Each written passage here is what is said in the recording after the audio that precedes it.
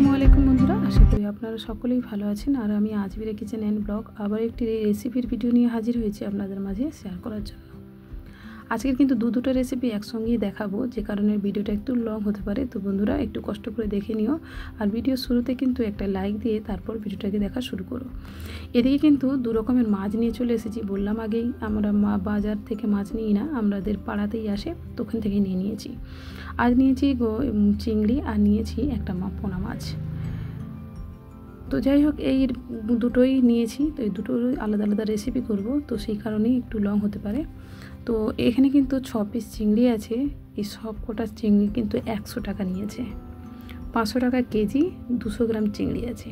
আর পোনা মাছটা 80 টাকা নিয়েছে। তো যাই হোক, আজকের কিন্তু মেনুতেই দুটো আছে, তো দেখতে থাকেন পুরো ভিডিওটা। এদিকে কিন্তু অফ ক্যামেরায় মাছগুলো আমি সব কেটে নিয়ে চলে এসেছি। পোনা মাছটা হয়েছে 5 পিস, আর চিংড়ি তো বললাম 6 পিস। তো চিংড়িগুলোকে কিন্তু আমি এভাবেই কেটে নিয়েছি। এগুলো কিন্তু মোচা চিংড়ি বলে, জানেন? মোচা চিংড়ি এক ধরনের। এই চিংড়িটা ছোটো মতো হয়, খুব বেশি বড় হয় না। আর একটাতে কিন্তু ডিম দেখতেই পাচ্ছেন। আর এদিকে কিন্তু মাছের সংখ্যা কম দেখতে পাচ্ছেন। তার কারণ হচ্ছে আমাদের যেহেতু দুজন খেতে, তো আমি 2 পিস মাছ নিয়েছি, আর চিংড়ি কিন্তু 2 পিস করে, 4 পিস, অর্থাৎ দুজন করেই মানে দুটো করে পড়বে। তো যাই হোক, এদিকে কিন্তু আমি লবণ আর হলুদটা মাখিয়ে কিন্তু মাছগুলোকে ভালো করে মেখে নেব। এদিকে নতুন বন্ধুদের উদ্দেশ্যে, আপনারা যদি চ্যানেলে নতুন হয়ে থাকেন অবশ্যই চ্যানেলটিকে সাবস্ক্রাইব করবেন, পাশে থাকা বেল বাটনটি অন করে রাখবেন। নতুন ভিডিও আপলোড দেওয়ার সাথে সাথে তার নোটিফিকেশান পেয়ে যাবেন, আর সময় সহ্য করে ভিডিওগুলি দেখে নিতে পারবেন। তো পুরনো আপু এবং ভাইয়ারা আমার চ্যানেলটিকে সাবস্ক্রাইব করে কন্টিনিউ আমার পাশে আছেন, তাদের অসংখ্য অসংখ্য ধন্যবাদ পাশে থাকার জন্য গো। তোমরা ছাড়া এই প্ল্যাটফর্মে আমার একা এগিয়ে যাওয়া সম্ভব ছিল না। তোমাদের অসংখ্য অসংখ্য ধন্যবাদ। আজ যেহেতু দুটো রেসিপি একসঙ্গেই হবে, তো ভালো করে কিন্তু চিংড়িটাকেও মেখে নেব আর মাছটাকেও মেখে নেব।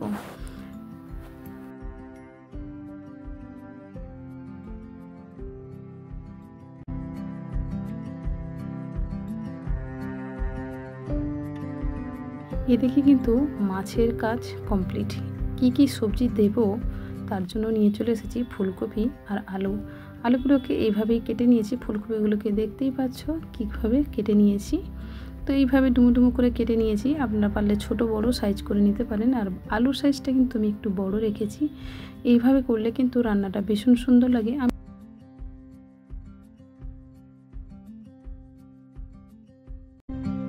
সবজিগুলোকে নিয়ে কিন্তু এবার রান্নার কাছে চলে যাব।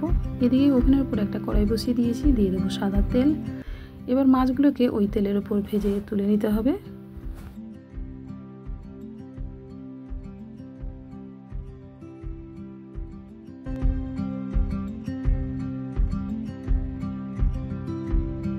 অবশ্যই এই ভিডিওর কোনো অংশ যদি আপনাদের ভালো লেগে থাকে, সেই অংশটুকু তুলে গঠনমূলক একটি কমেন্ট করতে ভুলবেন না।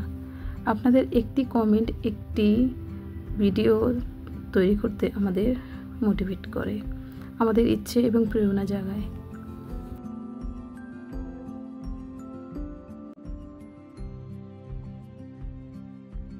এদিকে কিন্তু মাছগুলি আমার ভাজা হয়ে গিয়েছে। এই পর্যায়ে কিন্তু মাছগুলো উঠিয়ে নিব। ওই একই তেলের মধ্যে কিন্তু আলুগুলোকে দিয়ে দেব। দিয়ে দেবো লবণ আর দিয়ে দেবো হলুদ গুঁড়ো। এগুলোকে একসঙ্গে দিয়ে কিন্তু ভালো করে নাড়াচাড়া করে কিন্তু কি করতে হবে বলুন তো, ভেজে তুলে নিতে হবে।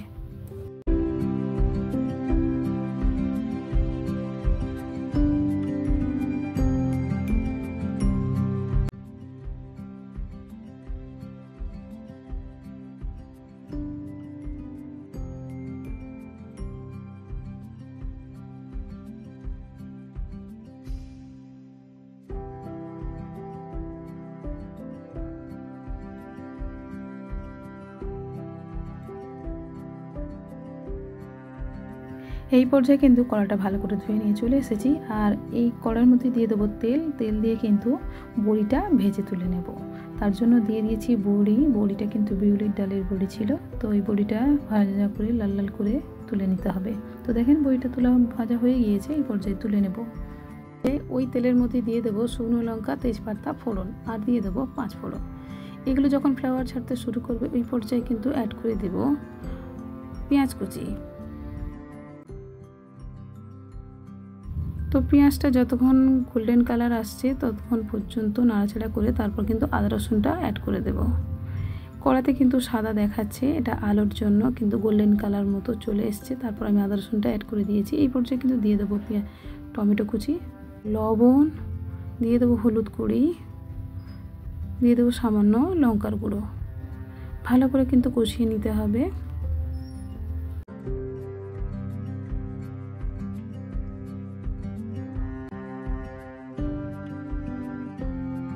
কিন্তু সামান্য পানি অ্যাড করে দেবো, এতে করে কি হয় বলুন তো, কষিয়ে নিতে সুবিধা হবে।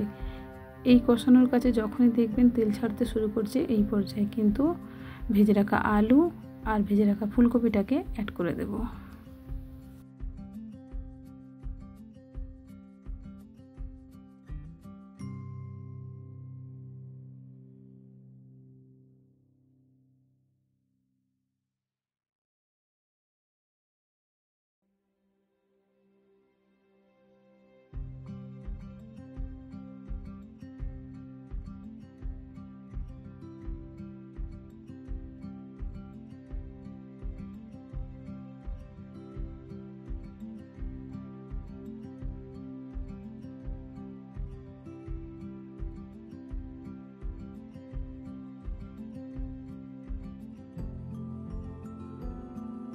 কিন্তু সমস্ত উপকরণগুলি দিয়ে কিন্তু পানি দিয়ে কষিয়ে নিয়েছি। এবার ঝোল অনুপাতে পানিটা অ্যাড করে দেব।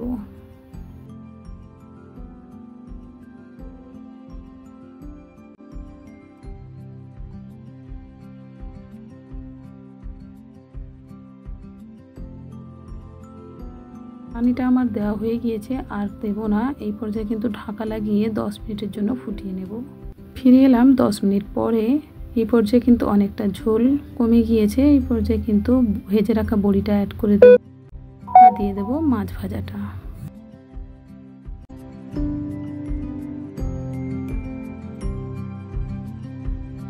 সবগুলো আমার দেওয়া হয়ে গিয়েছে। এই পর্যায়ে ঢাকা লাগিয়ে আরও 10 মিনিটের জন্য ফুটিয়ে নেব। এদিকে কিন্তু ওটা ফুটতে থাকুক। আর একটা বাটি দেখতে পাচ্ছেন জিরেটাকে কিন্তু আমি অফ ক্যামেরায় বেটে নিয়ে চলে এসেছি।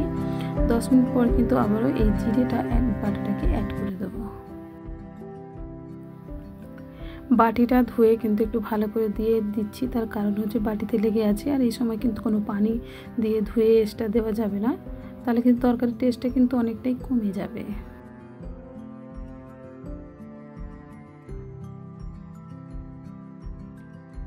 এটা অ্যাড করার পরে কিন্তু আরও 5 মিনিট ফুটিয়ে নিতে হবে ঢাকা দিয়ে হালকা আছে। এদিকে কিন্তু রেসিপিটা আমার রেডি হয়ে গিয়েছে, পরিবেশন করে আপনাদের দেখাচ্ছি। মাশাআল্লাহ, দেখেন খুবই সুন্দর এবং লোভনীয় লাগছে।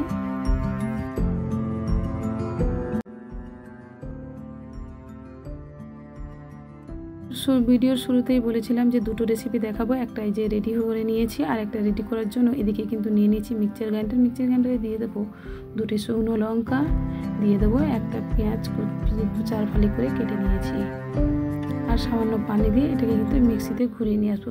এটা রান্নাটা করব পেঁয়াজ বাটা দিয়ে, এই কারণেই 2টো লঙ্কা আর পেঁয়াজটাকে দিয়ে মিক্সিতে একটু ঘুরিয়ে নিয়ে চলে আসবো। এদিকে দেখেন মিক্সিতে কিন্তু আমার মশলাটা তৈরি করা হয়ে গিয়েছে। এই পর্যায়ে কিন্তু রান্নার কাছে চলে যাব। এদিকে একটা কড়াই নিয়ে নিয়েছি, কড়াইয়ের মধ্যে দিয়ে দেবো সামান্য তেল, সাদা তেল, আর এই তেলের মধ্যেই দিয়ে দেবো চিংড়িগুলোকে কিন্তু হালকা ফ্রাই করে ভেজে নিতে হবে, বেশি কড়া করে ভাজা যাবে না।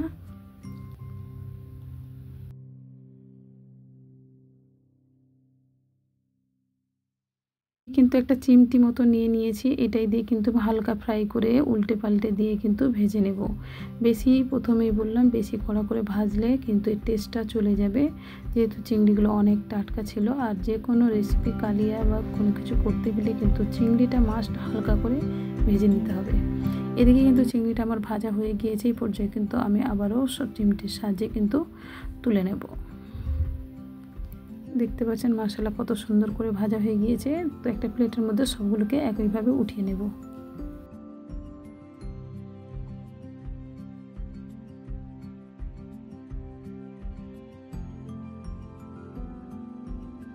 দেখেন সবগুলো কিন্তু আমার উঠানো হয়ে গিয়েছে। এই পর্যায়ে কিন্তু ওই তেলের মধ্যে দিয়ে দেবো ফোড়ন হিসাবে 2টো দারুচিনি, 2টো লবঙ্গ, 2টো এলাচ, এতে করে কিন্তু দারুণ একটা ফ্লেভার ছাড়ে। আর দিয়ে দিচ্ছি একটা তেজপাতা 2 ফালি করে কেটে নিয়েছি।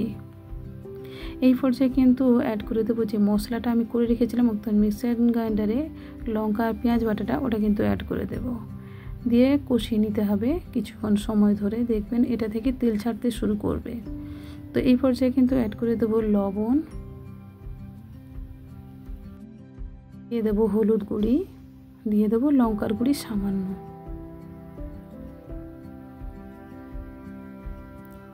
আবারও সবগুলোকে দিয়ে কিন্তু একসঙ্গে কষিয়ে নিতে হবে।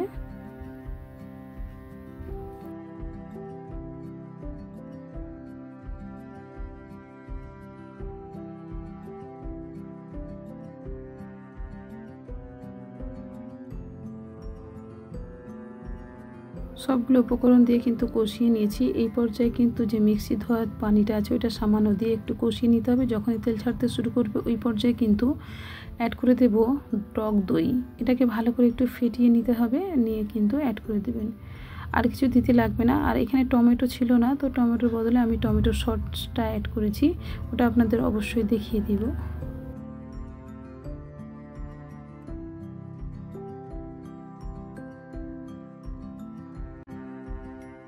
কিন্তু কুচো টমেটো কিন্তু কুচিয়ে দিতে পারেন। আর এদিকে কিন্তু এই মশলাটা যখনই তেল ছাড়তে শুরু করেছে এই পর্যায়ে কিন্তু আমি দিয়ে দেব ভেজে রাখা চিংড়িগুলি।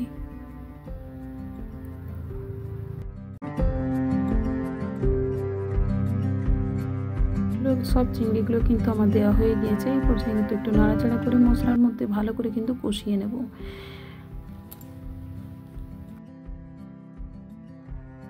এই পর্যায়ে কিন্তু টমেটো কুচির বদলে আমার কাছে ছিল টমেটো সস, এই টমেটো সসটাকে কিন্তু আমি অ্যাড করে দেব। কিন্তু সবগুলোই আমার দেওয়া হয়ে গিয়েছে। টমেটো সস আমি একটা প্যাকেট ব্যবহার করেছি, আপনারা পারলে আরও দিতে পারেন। এটা যেহেতু একটু মিষ্টি মতো লাগে আর এই রেসিপিটাতে একটু মিষ্টি মতো হয়, এই জন্যই কিন্তু আমি টমেটো সসটা অ্যাড করেছি।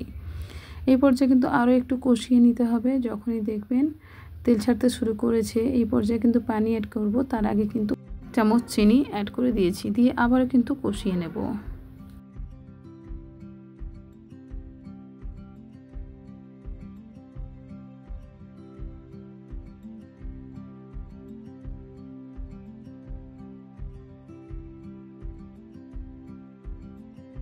কিন্তু যখনই তেল ছাড়তে আবারও শুরু করেছে এই পর্যায়ে কিন্তু পানিটা অ্যাড করে দেবো সামান্য, বেশি দেওয়া যাবে না, অল্প করেই দেবেন।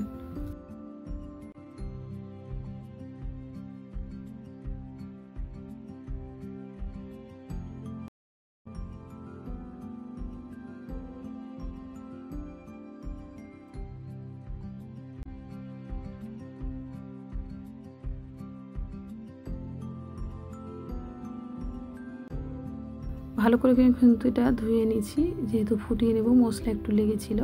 তো দেখতে পাচ্ছেন এর মধ্যে কিন্তু উপরে তেল ছাড়তে শুরু করছে। এই পর্যায়ে কিন্তু আমি কাঁচা লঙ্কা চিড়ে অ্যাড করে দিয়েছি। এতে কী হয় বলুন তো, কাঁচা লঙ্কার যে একটা ফ্লেভার আছে না, ওটা দারুণ সেন্ট ছাড়ে, বেশ ভালোই লাগে খেতে। তো আমার রেসিপিটা প্রায় তৈরি হয়ে গিয়েছে। দেখেন ফুটতে শুরু করেছে আর কালার কিন্তু চেঞ্জ হয়ে গিয়েছে। তেল ছাড়তে শুরু করেছে উপরে, তো কালার তখন চেঞ্জ হয়ে যাবে।